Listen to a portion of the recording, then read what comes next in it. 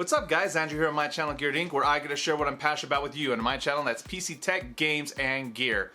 Today we're doing the 8700K benchmarks from the build I did for my buddy. Had to give him the computer, and so I kind of borrowed it back to do those benchmarks. And so I've got them all lined out. Now if you're only here for the benchmarks themselves and you want to skip right ahead to those, I'm going to have it timestamped below. Feel free to just skip to that because I wanted to talk about a couple quick things. So first off, on the 8700K, I did overclock this, and just as a little rant on the side, if you get a K version of an Intel CPU, or you are at the AMD and you're not overclocking it, I want to smack you in the face because there's no reason not to overclock at this point. Like there was a time when I feel it was a lot more risky, and what I've literally been thinking of doing is when I get big enough to get sponsored or just out of my own pocket, buying a CPU and trying to brick it, like literally trying to break it by overclocking it to show that all the safety measures and how hard it actually is to ruin your CPU now. But that's maybe for another day. As far as for the benchmarking, we were able to do this at 5.0 gigahertz stable with 2933 on the RAM. Wasn't able to get a faster RAM speed. It was a 3200 kit, but I wasn't able to get up to 3200 no matter if I did XMP, manual, auto, loosening the timings a little bit. It seems with the CPU being overclocked to that, to that speed, stability starts to kind of fail and drop off after 2933, at least with the kit we were using in the circumstances that we had for the overclock. Now, as far as for the CPU, while we were able to get it stable at 1.36 volts, 1.37, one of the things to note is that the heat on that was pretty high. In gaming scenarios, we're getting the high 70s to mid 80s. In usage scenarios, we're using 100% of the CPU over maybe 20-30 minutes ramping up. We were getting in the 90s, and so I did back it off after we were done doing the test, only because I wasn't comfortable with that heat. It was more of a failure on the cooling solution than it was on the CPU or any other factor. And we are using an AL water cooler, but maybe if we had gotten a 360 rad instead of a 240, that honestly could have made the difference as far as keeping those temps a little bit cooler down. So all these tests again were done at 5.0 gigahertz with 2933 on the RAM, and as expected from Intel, it's a gaming beast. Now the other thing about these benchmarks is this is a no compromise benchmark scenario. A lot of times there are settings that you turn off because they don't have any real world benefit to you when you're gaming, and I'm a huge gamer. Things like Anti Aliasing, or shadows, textures, things like that. Depending on the game or depending on what you're doing, sometimes turning those up has no really visible gaming impact. So what I wanted to do is I kind of wanted to push this because we have it paired with a 1080 Ti, and I wanted just to leave everything at max. So all the settings have been left at the highest possible. Anti-aliasing has been turned on. Any extra features or any extra settings that could be turned on or could be turned up high, I did. And so just to show just kind of the power horse that the CPU is, along with of course the 1080 Ti, I wanted this to be like a no compromise benchmarking, just for, honestly, for and giggles. So I hope you guys enjoy it, and then obviously I'm gonna have a couple closing thoughts after we're done.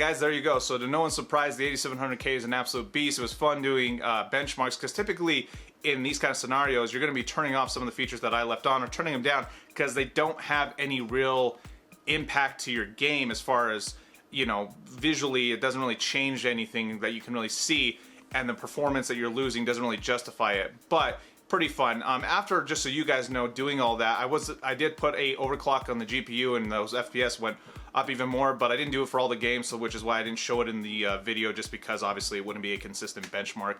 But for no compromise, where we're leaving all those settings that you normally turn down or off, I thought it did really, really well. To no, again, no great shocker, because this is pretty much the fastest, you know, consumer CPU you can get right now. That's available out there if you can get your hands on it. And that kind of goes back to my other point. It's an awesome CPU. The 8700K and the 8600K from Intel are right now the only two out of that lineup that I would personally purchase for myself if I were purchasing something new, versus AMD. But again, I'm sticking with AMD because I think they have more value, and with everything else across the board, and on reasons that I've already given, at least going in 2018. And as I always say, I'm not a fanboy. That's just based on what I currently value. So anyway, I hope you guys enjoyed this video. If you did, leave me a big thumbs up. If you didn't, go ahead, leave me a thumbs down. Get subscribed. Either way, guys, my channel is growing. I'm super excited. Thank you for everyone who's making my channel grow, all my current subscribers and any future subscribers. And we hope to see you next time here on Gearedinc.